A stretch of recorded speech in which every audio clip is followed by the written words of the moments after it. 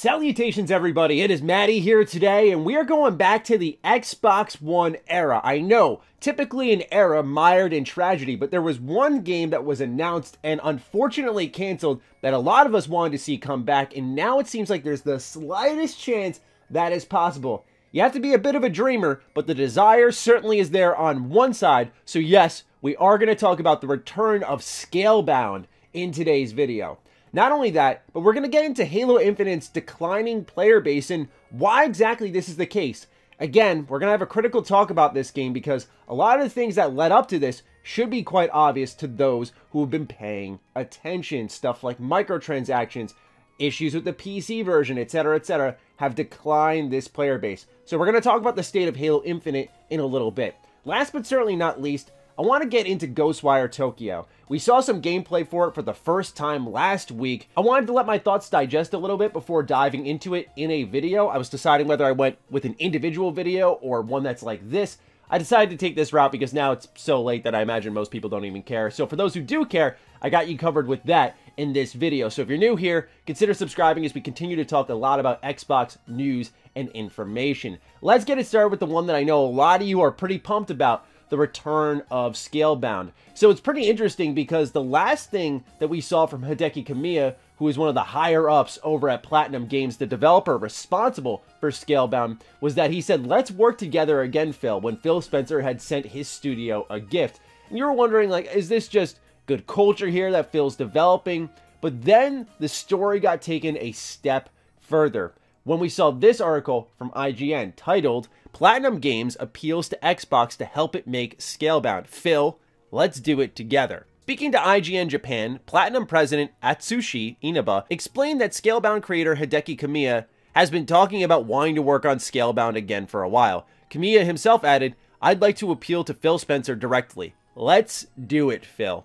However, Inaba made clear that this isn't an idle wish and that they'd like to reopen talks with Microsoft about the idea. Quote, "Often in an interview, you might hear a developer politely saying, 'Yes, if we had the opportunity, we'd love to work on that again.' But we don't mean it that way. Both Kamiya and I are serious. We really would love to work on Scalebound again. I'd like to discuss it with Microsoft properly." End quote.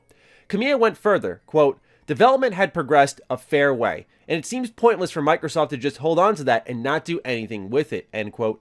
Kamiya then switched to English to say, Phil, let's do it together." Now, I know a lot of people are hopping on the Xbox Series hype train, so they may not have paid close attention to the dormancy, if you will, of the Xbox One era, but Scalebound was one of the glimmers of hope during that generation, which lacked exclusivity. And then a talented developer like Platinum Games, who's responsible for Bayonetta and most recently Astral Chain, one of my favorite games on Nintendo Switch, and a game that I made a whole video about on this channel that I wish did better. That's kind of the blessing and the curse of being a YouTuber. You can talk about what you want to, but it doesn't mean it's always going to do well. So if you missed that video, go ahead and check it out. I really love it. But anyway, this is such a phenomenal developer, and they were working with Xbox on an exclusive called Scalebound, which involved crazy action-packed combat with a huge dragon, wide-open areas. It looked super ambitious for its time. It was very difficult to fathom how the Xbox One could fit such a project, and it makes sense why eventually it was canceled.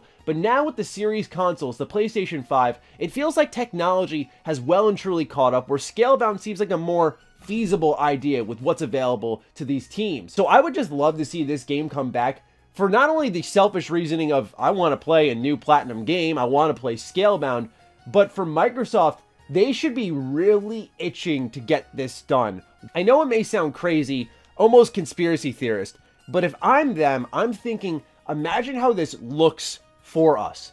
Like the actual public turnaround of Xbox as a games company. Right, where we went from the one generation where things were getting canceled, buried, we were barely having any games, we had hardly any activity, to buying up some of the biggest publishers, having 2021 where I thought were some of the best exclusives, and not only that, but we can resurrect games that were failed partnerships and show how different we are now, where that partnership will now work when we make Scalebound.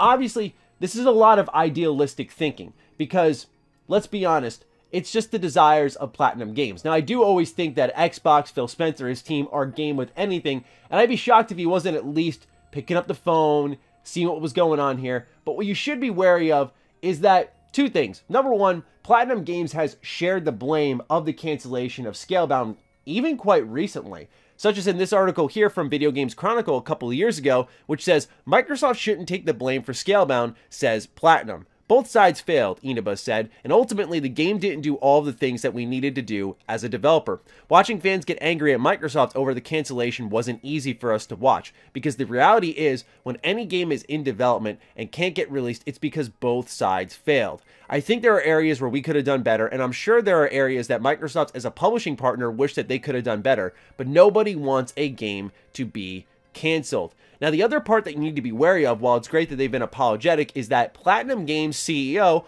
also wants titles that are loved for a longer period of time. In an interview with Famitsu, as translated by VGC, the studio's leader spoke about what he'd like to see looking ahead in his recent appointment. Quote, I would like to focus on creating games that can be enjoyed and loved for a longer period of time, he told the publication. Project GG is in the stage of testing various things, so I can't tell you much about it, but when it comes to future game production, we want to focus on creating games that are different from the past, he told Famitsu. Considering the changes in the market over the next 5 years or so, I think it's absolutely necessary for us to do this, he said. The reason why these stories are so important to bring up in light of the recent news that Platinum Games wants to bring back Scalebound is, for those who don't remember, Scalebound was a co-op game, and man, if there's one thing that's got the DNA of Game Pass, it's anything with multiplayer. Competitively, cooperatively, it does not matter. They love co-op, and that's what Scalebound was. And at the same time, you see Platinum Games desiring to bring some games into light that are loved for a longer time. Scalebound is the perfect fit. So keep an eye out that while Inaba is out here playing chess, he's inviting Phil Spencer to play checkers. They recently released Babylon's Fall. I have not played Babylon's Fall, but Babylon's Fall looks absolutely terrible. And I've only heard terrible things, but I can't sit here and act like I've laid my hands on it and can say, well and truly, it's very bad. But as someone who is a Platinum Games fanboy, which I don't think a lot of people on my channel know how much I love their games, outside of TMNT Mutants in Manhattan, that was their greatest sin. But we'll not get into that. They've made games like Astral Chain, Bayonetta, just some of the best action games that you can find in this industry. Vanquish is another one. I mean, they do such phenomenal action games. This is a great partner for Xbox, but with them moving into a live service future, unfortunately for a lot of you, this also makes them a greater partner for Xbox. Let's be honest, Xbox, you know, they like to get the single-player indie games, for example, in on Game Pass, keep feeding that platform, if you will. They'll get games like Mass Effect Legendary Edition 8 months after launch, so they are providing value, but they love service games, they love multiplayer games, and if Platinum is working on one, this deal could go beyond Scalebound in my eyes. So we'll see. I'm very excited for Scalebound. I am a little bit nervous for Platinum's future. We know they're working right now on Bayonetta 3, which looks phenomenal. Cannot wait for that. It's about dang time they released that game for how long it's been in development. But what's next for them is a bit of a question mark. And I imagine Bayonetta 3's release date is impending if they're talking like this about another game to work on. So we'll see in due time. But now let's talk about Halo Infinite. So Halo Infinite's player base is declining. As reported here by Windows Central Gaming, they say Halo Infinite's player retention is sharply declining, but why? They write, while Halo Infinite rocketed out of the gate with rave reviews and a massive concurrent player count of 200k on Steam on its launch day, the game's player retention has sharply declined over the course of the last 2 months. Despite the fact that 20 million players have played Halo Infinite in total, many of these players haven't stuck with the game for long and have already moved on to other titles. The game is no longer in Xbox's top 5 most played games list. It sits at 6th place under Roblox at the time of writing this. And on Steam, it typically hovers between 10 to 20k concurrent players, a small fraction of what the player count looked like a couple of months ago. Alright, so a lot of people want to know, number one, why is this happening? But number two, is it time to sound the alarms? I still don't think so. I know it's pretty early in the game's life, and some may be confused. And it's a really dang good reason why the player base is declining. So hear me out, because the answers kind of go hand in hand. I think the reason that this player base is declining is, simply put, this game does not have all of the Halo essentials. And I think that bothered a lot of people.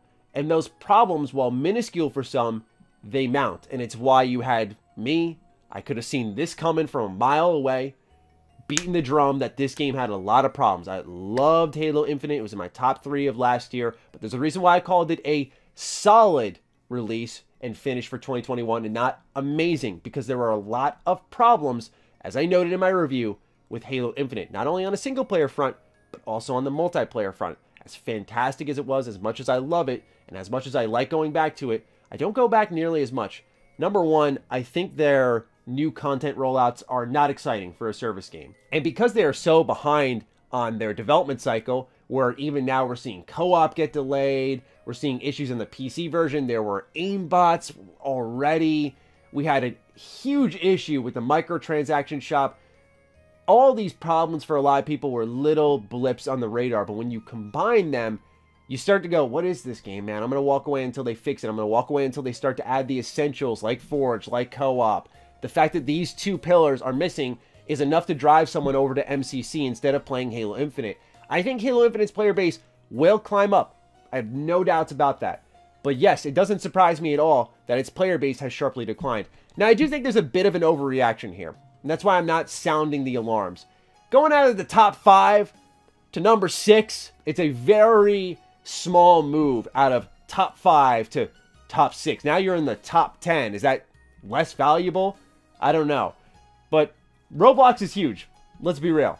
And Halo Infinite still has a long way to go. It really does. As much as I like the game, it's got a long way to go before I think it's standing shoulder to shoulder with where Halo Master Chief Collection is, which has been worked on for many, many years and tweaked to the point where now it's like a very easy recommendation. Like, go play it, go download it, go try it out. I think across the multiplayer, campaigns, progression elements, all that stuff, it's great. Which, hey, speaking of progression elements, there's another reason. Once you finish the Battle Pass, which a lot of people who were up in arms about the Battle Pass progression were now saying it's too easy. So a lot of people finished the Battle Pass and went, okay, well, hey, that was kind of great. I'll see you in Season 2. And they moved on to other things.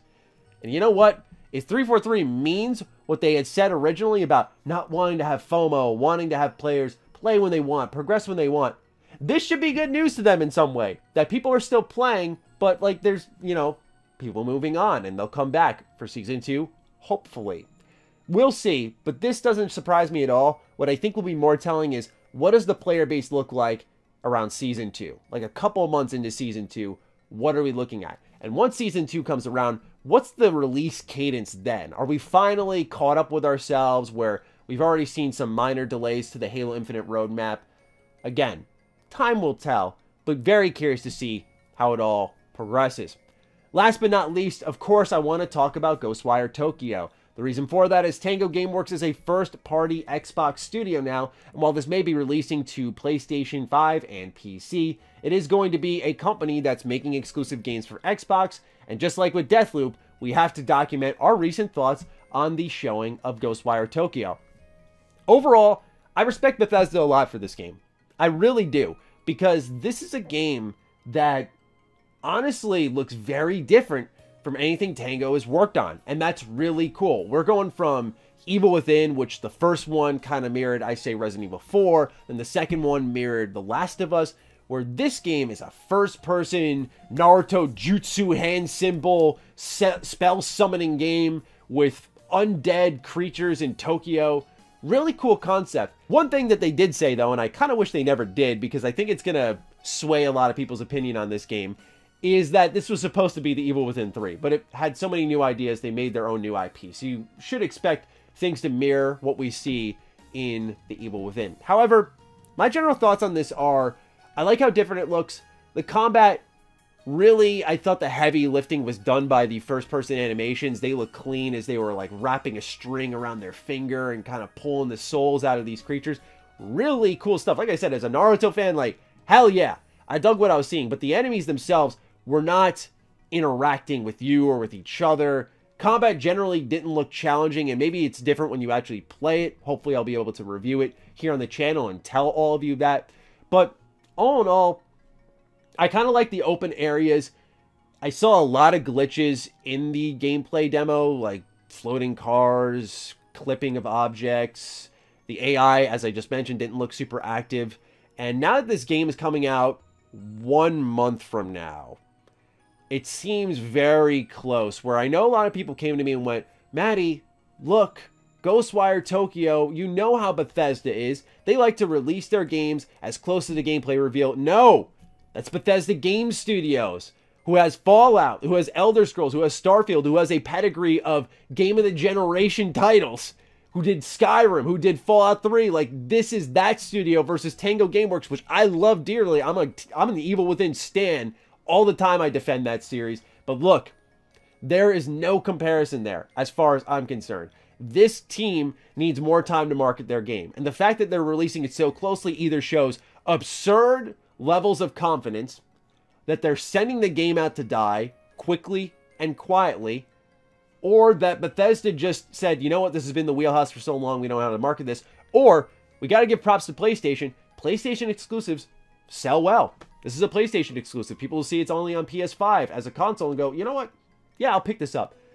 I don't know, but to me, there is something fishy I can't shake off about this game going dark, development hell, Akumi Nakamura leaving, then suddenly the re-reveal. Re-reveal, to me at least, was solid because it was different but not super convincing on a performance level, on a gameplay level. I wasn't walking away stoked from all of it.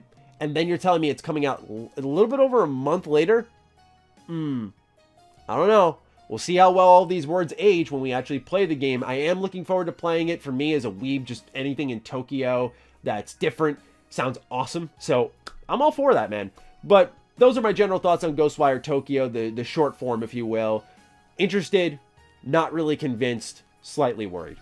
So let me know what you're thinking about all these news topics, including your thoughts on Ghostwire Tokyo, in the comments down below. Please do fire away. Other than that, follow me on Twitter, follow me on Instagram. Those links are in the description down below. And a big thank you to all the patrons, all the members who continue to support the hell out of the content here. Stay sexy, stay active. I love you all. Peace.